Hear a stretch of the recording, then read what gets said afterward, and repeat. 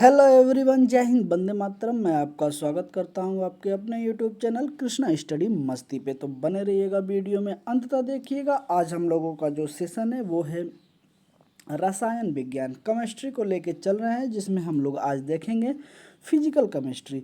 Physical chemistry के अंतर्गत जितने भी प्रश्न आते हैं और जितने भी प्रश्न आयोग ने पूछा है, कौन सा आयोग, बीपीएससी आयोग, उसमें आपको लगभग आपको सारे क्वेश्चन देखने को मिल जाएंगे।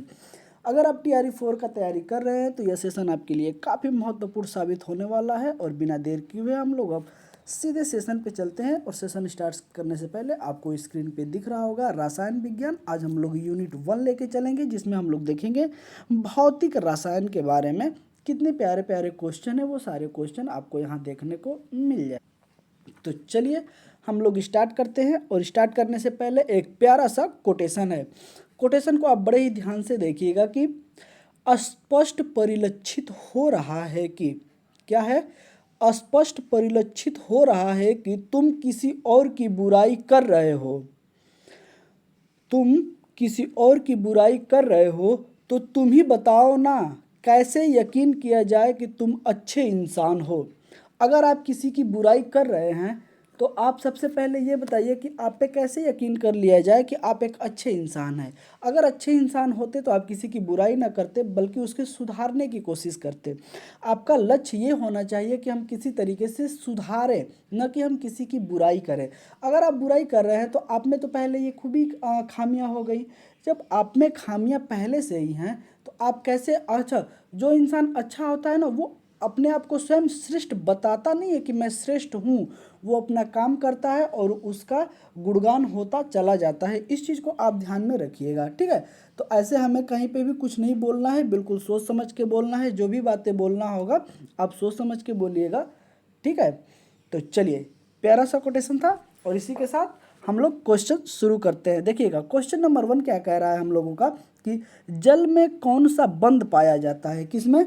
जल में कौन सा बंध पाया जाता है। ऑप्शन नंबर ए कह रहा है कि मेटेलिक बंध पाया जाता है, बी कह रहा है कि आयनिक बंध पाया जाता है, सी कह रहा है कि नॉन पोलर कोवैलिएंट बंध पाया जाता है, और डी कह रहा है कि हाइड्रोजन बंध पाया जाता है। जब भी बात आएगी आपको जल, तो जल से एक चीज़ रिलेटेड कर लीजिएगा, हाइड्रोजन, ठीक है। हाइड्रोजन बंध पाया जाता है, हाइड्रो याद रखिएगा, ठीक है। जल का जब भी बात आएगा तो हाइड्रो याद रखिएगा। Option number D is the correct option हो जाएगा, ठीक है। Option number D is the correct option हो जाएगा, हाइड्रोजन बंध। अगर आप देखेंगे तो बिहार बीएचओ एग्जाम 2024 में यह क्वेश्चन देखने को मिला था। चलिए आगे चलते हैं, आगे देखिएगा। इसके बारे में बड़ा ही प्यारा है कि जल में हाइड्रोजन बंध पाया जाता है। पानी के अणु में ऑक्सीजन परमाणु और हाइड्रोजन परमाणु सहसंयोजक बंध में इलेक्ट्रॉनों को साझा करते हैं। ऑक्सीजन परमाणु हाइड्रोजन परमाणु की तुलना में इलेक्ट्रॉनों को थोड़ा अधिक मजबूती से आकर्षित करते हैं। कौन? जल, ठीक है, हाइड्रोजन बंध, ठीक है। उम्मीद है कि क्वेश्चन आपको अच्छे तरीके से समझ में आ गया होगा। चलिए क्वेश्चन नंबर 2 देखिएगा, बड़ा ही प्यारा है। अगर हम बात करें तो, सॉरी माफ करिए, क्वेश्चन नंबर 2 देखिएगा। क्वेश्चन क्या कह रहा है कि निम्नलिखित में से किस तत्व की परमाणु त्रिज्या सबसे बड़ी है। तो क्या बात कर रहा है? परमाणु त्रिज्या की बात कर रहा है जो सबसे बड़ी है। ऑप्शन नंबर 1 कह रहा है कि लिथियम, बी कह रहा है बेरिलियम, सी कह रहा है बोरान, डी कह रहा है कि उपयुक्त में से एक से अधिक, और ई कह रहा है कि उपयुक्त में से कोई नहीं। अगर आप देखेंगे तो BPSC school teacher 2023 paper number 4 है, ठीक है। यह क्वेश्चन आपको देखने को मिला था। तो चलिए बताइए इसका आंसर क्या हो जाएगा, जो कि परमाणु त्रिज्या सबसे बड़ी होती है, किस तत्व की होती है, हमें बताना है, ठीक है। तो इसका राइट ऑप्शन की अगर हम बात करें तो इसका राइट ऑप्शन हो जाएगा option number A. A is the correct option, lithium हो जाएगा। क्या हो जाएगा? लिथियम हो जाएगा। Option number A is the correct option हो जाएगा। चलिए आगे देखते हैं कि इसके बारे में और क्या सारी चीज़ें हैं। देखिएगा, किसी परमाणु के नाभिक से उसकी बाहरी इलेक्ट्रॉन कक्षा के बीच की दूरी को परमाणु त्रिज्या कहते हैं, ठीक है। अगर हम त्रिज्या की बात करें तो ये देखिएगा, ये होता है हम लोगों का क्या, सर्कल। सर्कल की अगर हम बात करें तो यहाँ पे एक चाप लगाइएगा और यहाँ से अगर जो भी, सॉरी माफ़ करिएगा, यहाँ से जो भी आपकी दूरी होगी, ठीक है, यहाँ से, तो ये जो दूरी होती है इसको हम क्या बोलते हैं, त्रिज्या। अगर इसी को हम बिल्कुल बीचों बीच से अगर हम काट देते हैं, बीचों बीच से अगर जो लाइन डिवाइड करती है, इसको हम लोग बोलते हैं व्यास, बिल्कुल वृत्त के बीचों, सर्किल के बीचों बीच से। लेकिन अगर वही आधे की बात करते हैं तो आधा होता है हम लोगों का क्या, त्रिज्या। और त्रिज्या को किससे हम लोग प्रदर्शित करते हैं, तो आर से। और वही अगर हम व्यास की बात करते हैं तो व्यास को किससे प्रदर्शित करते हैं, डी से। ये दोनों चीज़ आप याद रखिएगा, ठीक है। चलिए आगे चलते हैं और आगे हम लोग देखते हैं कि और क्या बताया गया है इसमें। देखिएगा, बताया गया है कि हाइडेनबर्ग का अनिश्चितता सिद्धांत त्रिज्या की एक सटीक माप प्रस्तुत करता है, जिसके अनुसार दो बंधित परमाणुओं के नाभिक के बीच की दूरी के आधार पर त्रिज्या का निर्धारण करते हैं। बंधन के आधार पर परमाणु की अलग अलग त्रिज्या होती है, इसीलिए परमाणु का कोई निश्चित दायरा नहीं होता है। निम्नलिखित परमाणुओं की कोई भी त्रिज्या उनके द्वारा बनाए गए बंध पर निर्धारित नहीं की जा सकती। आगे देखिएगा, उपयुक्त विकल्प में लिथियम की परमाणु त्रिज्या 167 MP सर्वाधिक है। अन्य विकल्पों में बोरेनियम तथा बोरान की परमाणु त्रिज्या 112 PM और 87 PM होती है। लेकिन अगर बात करें फ्रांसियस की परमाणु त्रिज्या की अगर हम बात करें तो इसका क्या होता है, 348 पिकोमीटर। तथा हीलियम का परमाणु त्रिज्या न्यूनतम होता है, क्या होता है, फ्रांसियन का क्या होता है, अधिक होता है, और हीलियम का कम होता है। तो कितना कम होता है ये भी आप देख लीजिएगा, 0.208 Nm होता है, ठीक है। चलिए आगे चलते हैं, आगे देखिएगा क्वेश्चन नंबर 3 क्या कह रहा है।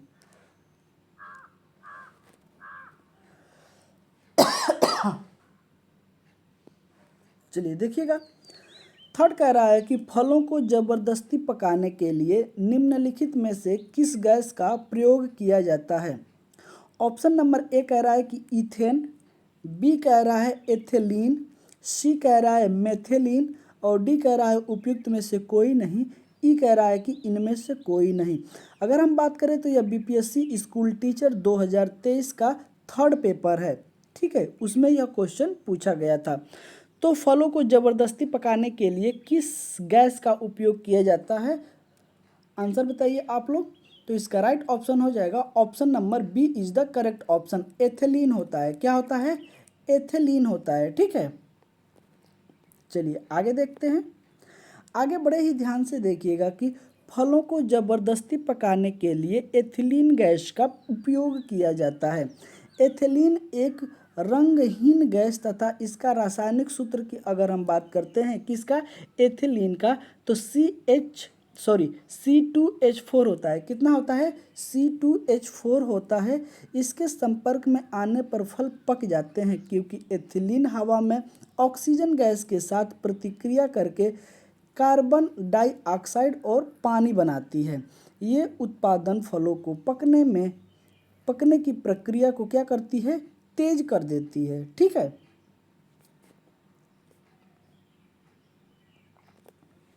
चलिए देखिएगा क्वेश्चन नंबर 4, सोडियम, माफ करिएगा, सोडियम हाइड्रोक्साइड और हाइड्रोक्लोरिक अम्ल की अभिक्रिया से सोडियम क्लोराइड और जल बनते हैं। यह कौन सी अभिक्रिया है, हमें बताना है। ऑप्शन नंबर ए कह रहा है कि उदासीनीकरण, बी कह रहा है विघटन। चलिए देखिएगा, सी कह रहा है कि संयोजन, डी कह रहा है उपयुक्त में से एक से अधिक, और ई कह रहा है कि उपयुक्त में से कोई नहीं। अगर हम बात करें तो ये भी क्वेश्चन आप देखिएगा, बीपीएससी स्कूल टीचर 2023 का 2nd पेपर और 2nd शिफ्ट का यह पेपर आपको देखने को मिल जाएगा। तो चलिए अगर इसका आंसर की अगर हम बात करते हैं तो इसका राइट ऑप्शन क्या हो जाएगा। चलिए तो इसका राइट ऑप्शन क्या हो जाएगा, इसका राइट ऑप्शन हो जाएगा option number A is the correct option, ठीक है। क्या हो जाएगा, उदासीनीकरण, उदासीनीकरण हो जाएगा। चलिए देखिएगा, सोडियम हाइड्रॉक्साइड और हाइड्रोक्लोरिक अम्ल की अभिक्रिया से सोडियम क्लोराइड और जल बनता है। यह अभिक्रिया उदासीनीकरण अभिक्रिया है जिसमें अम्ल और क्षार क्रिया करके एक लवण और जल का निर्माण करते हैं। देखिएगा क्या होता है, NaOH क्या होता है, इसको हम लोग किससे अभिक्रिया कराते हैं, HCl से। किससे अभिक्रिया कराते हैं, HCl। तो यह किस में टूटेगा, इसको आप ध्यान से देखिएगा, NaCl हो जाएगा। ठीक है, क्या हो जाएगा, NaCl हो जाएगा और प्लस H2O हो जाएगा। H2O का अगर हम बात करें तो यह जल का रासायनिक सूत्र है। तो जल का क्या होता है, H2O होता है। वही अगर आपसे पूछेगा कि हार्ड जल का क्या होता है, तो हार्ड जल का आप रासायनिक सूत्र हमें बता दीजिएगा कमेंट करके। ठीक है, एक बार आप इसे ढूंढने की कोशिश करिएगा। ठीक है, तो यह क्या बन रहा है, NaCl। ठीक है, सोडियम और H2O पानी। ठीक है, आगे देखिएगा। अगले क्वेश्चन की अगर हम बात करते हैं तो इमली में कौन सा अम्ल होता है।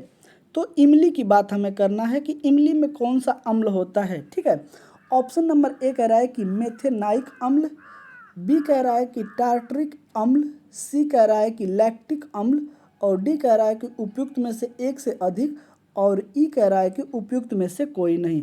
अगर इस क्वेश्चन की भी आप बात करेंगे तो BPSC TRE 2023 में आपको यह पेपर सेकेंड पेपर और फर्स्ट शिफ्ट में देखने को मिलेगा। तो चलिए, इमली में कौन सा अम्ल होता है, तो इसका राइट ऑप्शन हो जाएगा option number B is the correct option. Tartaric अम्ल होता है। कौन सा होता है, टार्टरिक अम्ल होता है। Option number B is the correct option हो जाएगा। आगे देखिएगा, आगे है कि इमली में टार्टरिक अम्ल पाया जाता है। ये तो आपका बिल्कुल आंसर हो गया। कुछ खाद्य पदार्थ एवं उनमें पाए जाने वाले अम्ल जो निम्नलिखित है, तो इसमें देख लीजिएगा कुछ थोड़ा सा आपको और भी इससे हट के बताया गया है।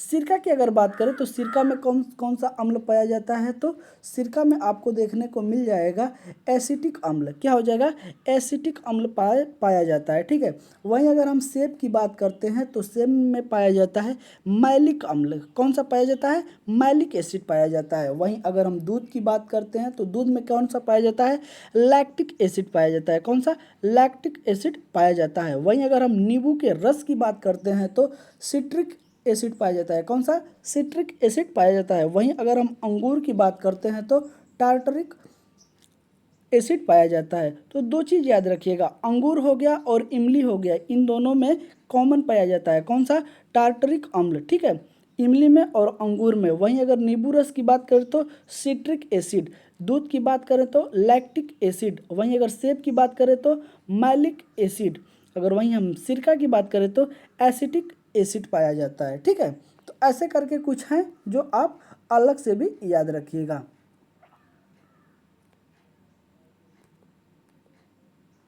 चलिए, क्वेश्चन नंबर 6 देखिएगा, बड़ा ही प्यारा क्वेश्चन है कि लोहे के बुरादे में तनु हाइड्रोक्लोरिक अम्ल डालने से क्या होता है, हमें बताना है। ऑप्शन नंबर ए कह रहा है कि हाइड्रोजन गैस और आयरन क्लोराइड का उत्पादन होता है। बी कह रहा है कि क्लोरीन गैस और आयरन हाइड्रॉक्साइड बनते हैं। सी कह रहा है कि कोई प्रतिक्रिया नहीं होती है। डी कह रहा है कि उपयुक्त में से एक से अधिक, और ई कह रहा है कि उपयुक्त में से कोई नहीं। अगर हम बात करें तो यह क्वेश्चन आपको देखने को मिल जाएगा BPSC school teacher 2023 paper second का फर्स्ट शिफ्ट में यह क्वेश्चन पूछा गया था। अगर हम बात करते हैं तो इसका राइट ऑप्शन क्या हो जाएगा, option number A is the correct option हो जाएगा। क्या हो जाएगा, हाइड्रोजन गैस और आयरन क्लोराइड का उत्पादन होता है। ठीक है, चलिए आइए एलोब्रेशन हम लोग देखते हैं और इसको बड़े ही ध्यान से देखिएगा क्योंकि बड़ा ही पेचीदा मैटर है। लोहे के बुरादे में तनु हाइड्रोक्लोरिक अम्ल मिलने पर हाइड्रोजन गैस और आयरन क्लोराइड फेरिक क्लोराइड, जिसका नाम रासायनिक नाम क्या है, फेरिक क्लोराइड का उत्पादन होता है। देखिएगा Fe का अगर हम बात करें तो यह किसका है, आयरन मतलब लोहा का। ठीक है, अगर हम बात करते हैं हाइड्रोक्लोरिक एसिड का तो इसका सूत्र क्या होता है, 2HCl। क्या होता है, 2HCl। ठीक है, अगर हम जब इसको रिएक्शन कराएंगे तो इस किस में टूटेगा, तो ये टूट जाएगा आपका FeCl2 में, जिसको हम लोग क्या बोलते हैं, आयरन क्लोराइड, क्या बोलते हैं, आयरन क्लोराइड, और इसके साथ टूटेगा H2 और बंद ऊपर, ठीक है। तो इसमें क्या हो जाएगा, हाइड्रोजन गैस, क्या हो जाएगा, हाइड्रोजन गैस। तो यह टूट के क्या होता है, अलग हो जाता है, ठीक है। आगे देखते हैं क्या है। धातु और अम्ल की प्रतिक्रिया कराने पर नमक, आयरन क्लोराइड और गैस H2O उत्पन्न होता है, ठीक है। तो इसे भी आप याद रखिएगा। चलिए क्वेश्चन नंबर हम लोग देखते हैं 7। निम्नलिखित में से किसका pH 7 से अधिक होता है। तो 7 से अधिक किसका pH होता है हमें बताना है। ऑप्शन नंबर ए कह रहा है कि गैस्ट्रिक जूस, बी कह रहा है रक्त प्लाज्मा, सी कह रहा है सिरका, डी कह रहा है उपयुक्त में से एक से अधिक, और ई कह रहा है कि उपयुक्त में से इनमें से कोई नहीं। अगर हम बात करें तो BPSC school teacher 2023 second paper है और फर्स्ट शिफ्ट में यह क्वेश्चन आपको पूछा गया था। तो हमें बताना है कि पीएच मान जो होता है 7 से अधिक किसका किसका होता है। तो इसका राइट ऑप्शन हो जाएगा option number D is the correct option हो जाएगा। क्या हो जाएगा, D is the correct option, उपयुक्त में से एक से अधिक। अगर हम बात करते हैं तो इसमें क्या क्या आ जाएगा, इसमें आपका आ जाएगा रक्त। रक्त की जब भी आप बात करेंगे तो रक्त का पीएच मान कितना होता है, रक्त का पीएच मान होता है 7.4। कितना होता है, 7.4। अगर हम 7 की बात करते हैं तो यह कितना स्केल होता है, तो 1 से लेकर कितना होता है 14 तक, कितना होता है 14 तक ये स्केल पे मापा जाता है, ठीक है। अगर 7 होगा तो 7 जो आएगा वो उदासीन हो जाएगा। 7 अगर किसी का पीएच मान आता है तो वह वस्तु क्या हो जाएगी, उदासीन हो जाएगी। अगर 7 से कम है, क्या है, 7 से अगर वह कम है और 7 से अगर वह अधिक है, अगर 7 से कम है, ठीक है, अगर 7 से कम है जिसका, तो वो क्या हो जाएगा, अम्ल हो जाएगा। क्या हो जाएगा, अम्ल हो जाएगा, एसिड हो जाएगा, ठीक है। अगर 7 से पीएच मान कम है तो क्या हो जाएगा, अम्ल हो जाएगा। और वहीं अगर 7 से ज़्यादा है तो क्या हो जाएगा, क्षारीय हो जाएगा। क्या हो जाएगा, क्षारीय हो जाएगा। 7 से अधिक क्षारीय और 7 से कम क्या हो जाएगा, अम्लीय हो जाएगा, ठीक है। तो 7 से अधिक बेस और 7 से अधिक कम हो जाएगा जो, तो वो हो जाएगा एसिड, और 7 जो हो जाएगा वो क्या हो जाएगा, पेयरलेस हो जाएगा, उदासीन हो जाएगा, ठीक है। आगे देखिएगा, निर्धारित होता है, ठीक है।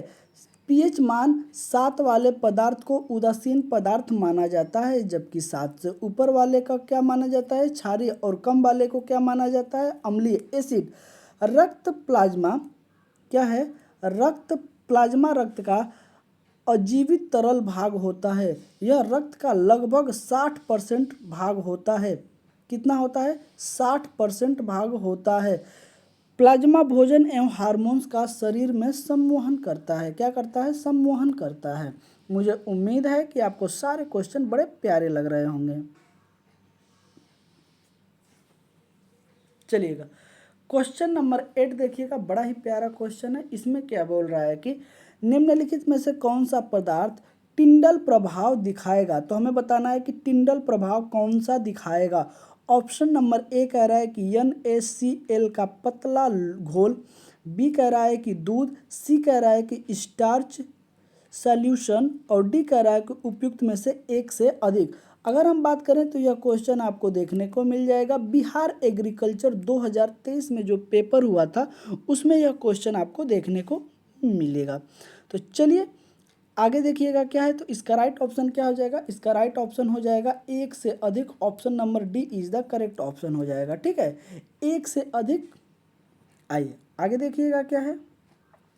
जब प्रकाश की किरण को किसी क्लोराइड विलयन, क्लोराइड कणों का आकार की अगर हम बात करते हैं तो कितना होता है, 1 से लेकर 100 नैनोमीटर होता है। क्या होता है, नैनोमीटर होता है। इतना छोटा कण होता है, नैनोमीटर से गुजारा जाता है। तो क्लोराइड कणों द्वारा प्रकाश की किरण के प्रतिकिरण की घटना को टिंडल प्रभाव कहते हैं। तो टिंडल प्रभाव की जो परिभाषा है यहाँ से दिया गया है, आप इसको बड़े ही ध्यान से देखिएगा कि जब प्रकाश की किरण को किसी क्लोराइड विलयन से गुजारा जाता है तो क्लोराइड कणों द्वारा प्रकाश की किरण के प्रकीर्णन की घटना को टिंडल प्रभाव कहते हैं।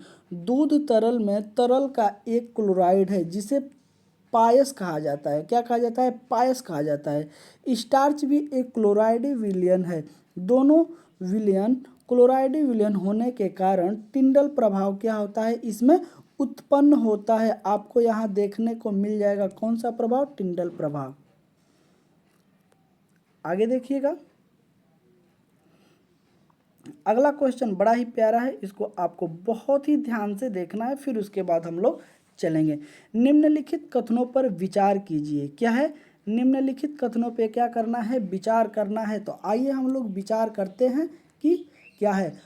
स्टेटमेंट 1 कह रहा है कि क्रिस्टलीकरण शुद्ध पदार्थ के क्रिस्टलों को उनके विलयन से निकालने की प्रतिक्रिया है। ठीक है, तो क्या है? ये स्टेटमेंट 1 हो गया। सेकेंड देखिएगा, यहाँ पे खाली स्थान है। क्रिस्टलीकरण के दौरान घटक परमाणुओं और अणुओं के बीच एक बंधन स्थापित होता है। यह हमारा क्या है? सेकेंड स्टेटमेंट है। और थर्ड देखिएगा क्या कह रहा है, यह रासायनिक परिवर्तन का उदाहरण है।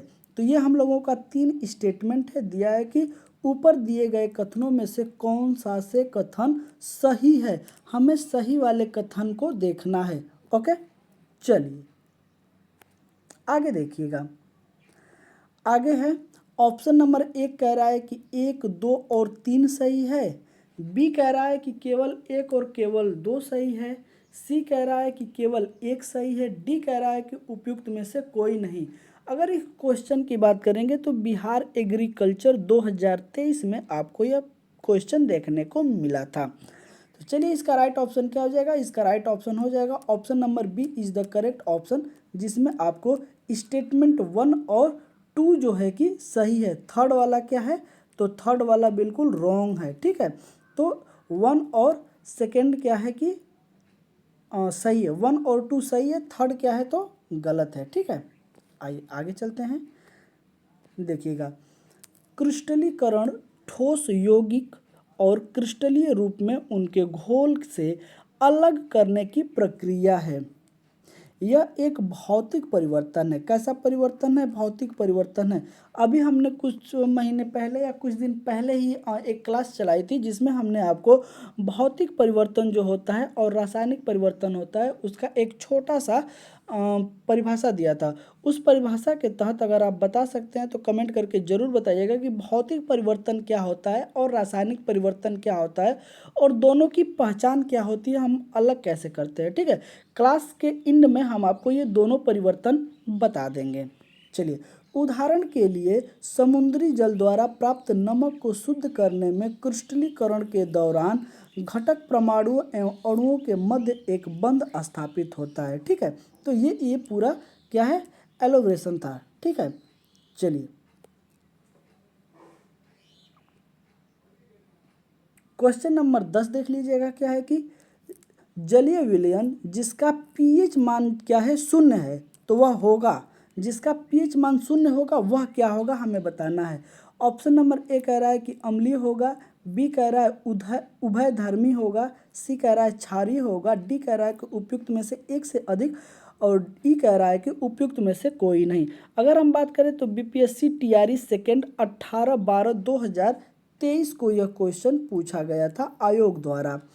तो आप बताइएगा कि पीएच मान अगर 0 होगा तो क्या हो जाएगा। हमने अभी आपको बिल्कुल विस्तार से बताया था कि ये पैमाना होता है और यहाँ बीच में जो 7 होता है। ठीक है, पैमाने की अगर हम बात करें तो 0 से लेकर यह कहाँ तक जाता है? टोटल होता है 14 तक, और बीच में जो होता है यह क्या होता है? उदासीन होता है। और 7 से अगर कम है कोई भी चीज़ तो वो क्या हो जाएगा? अम्लीय हो जाएगा। तो इसका राइट ऑप्शन क्या हो जाएगा? इसका राइट ऑप्शन ए हो जाएगा, अम्लीय होगा। अगर 0 है तो भी उसका मान क्या होगा?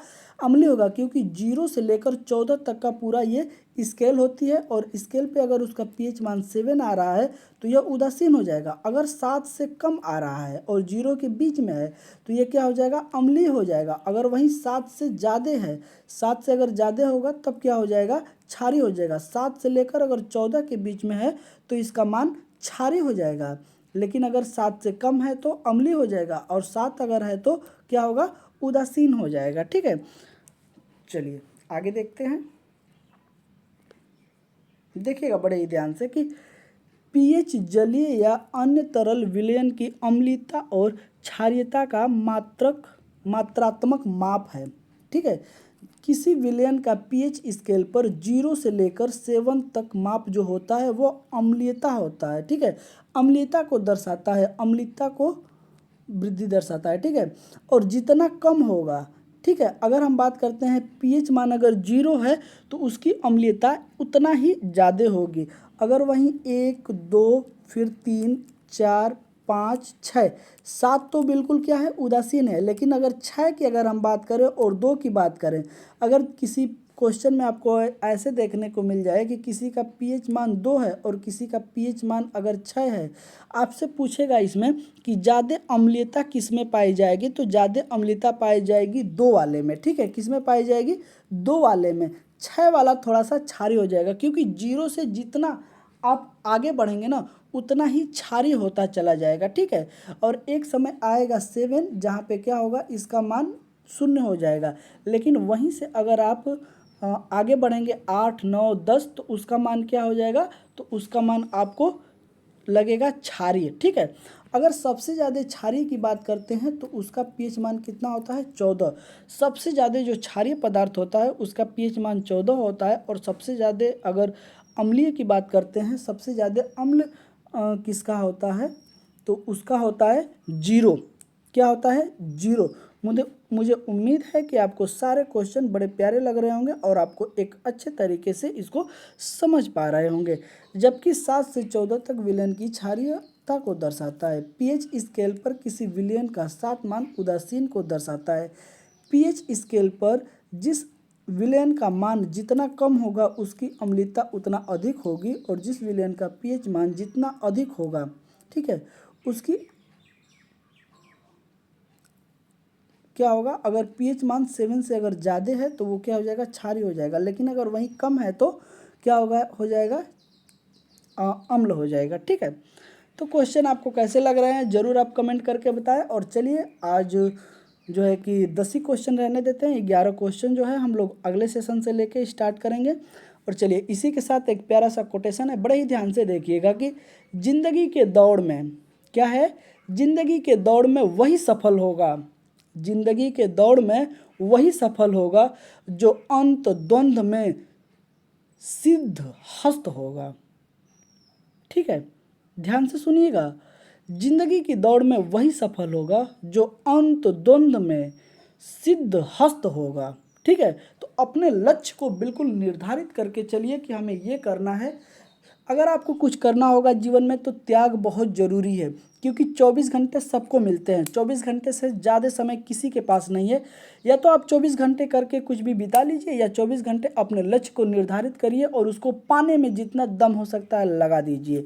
क्योंकि अगर आप 2 साल मेहनत कर लेते हैं, 3 साल मेहनत कर लेते हैं, तो आगे आने वाला जो 60 साल होगा ना, वो आपका बहुत ही सुगम तरीके से बीतेगा।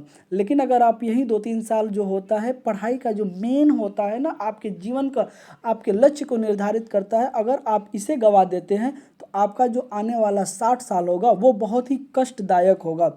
क्योंकि एक चीज़ याद रखिएगा, जीवन में लोग तो आपको बहुत मिलेंगे, मोह माया है, ऐसा है वैसा है, लेकिन अगर आपको कहीं पे भी अपने जीवन को स्थापित करना है तो आपके पास पैसा होना बहुत ही ज़रूरी है। क्योंकि बिना पैसे के ना आपका पिता आपको प्यार करेगा, ना आपकी बीवी प्यार करेगी, ना आपके बच्चे प्यार करेंगे, ना आपका भाई प्यार करेगा, ना आपकी बहन प्यार करेगी, ना आपका लड़का प्यार करेगा। इस चीज़ को एकदम याद रख लीजिएगा, क्योंकि बिना पैसे का आप एकदम, आपकी सम्मान जो होता है ना, जो सम्मान मिलता है, नहीं मिलेगा। अगर कोई कह रहा है कि नहीं बिना पैसे के भी आपको सम्मान मिल सकता है, तो वो किसी दूसरे दुनिया में जी रहा है। इंसान बिल्कुल ना के बराबर है। पैसा बहुत कुछ नहीं है, लेकिन जब तक रहेगा आपके साथ आपको गिरने नहीं देगा। पैसे में इतनी ताकत है। ठीक है, अच्छी बातें करना और अच्छा कर्म करना दोनों में बहुत अंतर है। ठीक है, तो अपना लक्ष्य निर्धारित करिए, अपने लक्ष्य के प्रति अग्रसर होकर जितना ज़्यादा से ज़्यादा हो सके मेहनत करिए, क्योंकि आपको सामने बिल्कुल बीपीएससी टीआरई 4 की वैकेंसी पड़ी हुई है। जो जितना मेहनत करेगा वो वैकेंसी में अपना सीट लेकर जाएगा और अपने जीवन को एक सुगम की तरफ अग्रसर करेगा। नहीं तो आप छोटी छोटी बातों को लेकर लड़ेंगे और आपकी कहीं पे भी इज्जत नहीं की जाएगी, ठीक है। तो ये सब आपके हाथों में है, बाकी किसी के हाथों में नहीं है। अगर आपका जीवन आपके हाथों में है तो आपको मेहनत करना ही पड़ेगा, ठीक है। बाकी कोई नियम कोई रूल नहीं है, सिवाय आपको मेहनत करना पड़ेगा। जिस भी क्षेत्र में हैं, हम ये नहीं कह रहे हैं कि आप पढ़ाई ही करें, लेकिन आप जिस भी क्षेत्र में हैं उस क्षेत्र में अपने आप को स्थापित करिए कि आप जहाँ हों कम से कम वहाँ पे तो लोग आपकी बुराई ना करें, या वहाँ पे आपका सम्मान से नाम लिया जाए। इतना स्थापित तो अपने आप को करना ही पड़ेगा। ओके, तो चलिए सेशन को विराम विराम देते हैं। और सेशन आपको कैसा लगा ज़रूर आप कमेंट करके बताइए। छोटी छोटी बातें हैं, लेकिन जीवन में कभी कभी होता है ना कि छोटे छोटे बातों को अगर हम नकारते रहें तो युधिष्ठिर की तरह एक दिन बड़ा युद्ध लड़ना पड़ता है हमें अपनी ज़िंदगी के साथ। क्योंकि छोटे छोटे युद्ध लड़ना आसान होता है, क्योंकि जो भी चीज़ें होती हैं ना उसको अगर हम टुकड़ों में बांट के करते हैं तो काफ़ी आसान हो जाता है, लेकिन वही चीज़ अगर इकट्ठा जुड़ा हो तो उसे तोड़ना बहुत ही मुश्किल हो जाता है। तो छोटी छोटी बातों को बिल्कुल आप इग्नोर ना करें, क्योंकि छोटी छोटी बातें आपको जीवन में कितना पीछे ढकेल देंगी आपको अंदाज़ा भी नहीं लगा पाएंगे। क्योंकि परिवार जो होता है बहुत मुश्किल से मिलता है, और अगर आपका परिवार अगर आपके साथ है तो आप अपने आप को इतना लकी समझिए कि अब हम क्या ही बताएं। उसकी शब्द नहीं हो सकता है, लेकिन आपको कोशिश करना पड़ेगा अपने आप को स्थापित करने के लिए, दूसरा कोई रास्ता नहीं है। चलिए आपसे विराम लेते हैं, मिलते हैं ऐसे ही अगले सेशन में। तब तक के लिए जय हिंद, वंदे मातरम, अपना ख्याल रखिएगा।